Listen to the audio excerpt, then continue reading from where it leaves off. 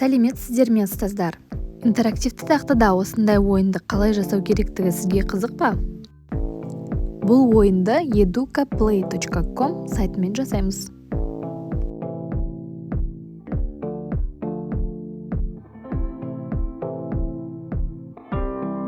Бұл сайтпен мынандай ойын түрлерін жасауға болады. Графикасы да өте әдемі, оқушыларға қызықты көрінеді. Біздің жасайтын ойынымыз Froggy Jumps деп аталады. Ойынды құрастыру үшін алдымен тіркеліп аламыз. Мен Google аккаунтпен тіркелдім. Экранның оң жақ жоғарғы бөлігінде New Activity батырмасын басып, жаңа ойынды құрастырамыз. Question деген жерге сұрағыңызды жазасыз.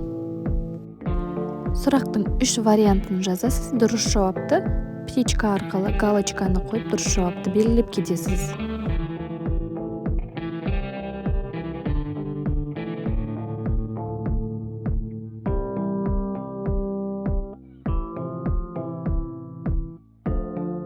Сұрақтарын жазып болсаңыз, жоғарыдағы превью батырмасын басып, ойынымызды көріп аламыз.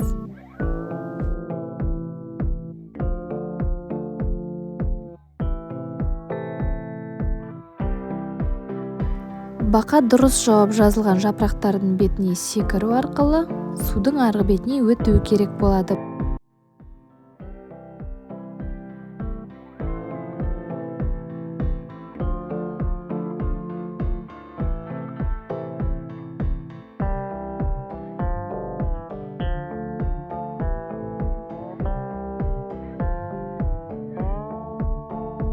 Құрастырған ойынымызды жоғарыдағы публиш батырмасын басып, опубликовать етіп сақтап аламыз.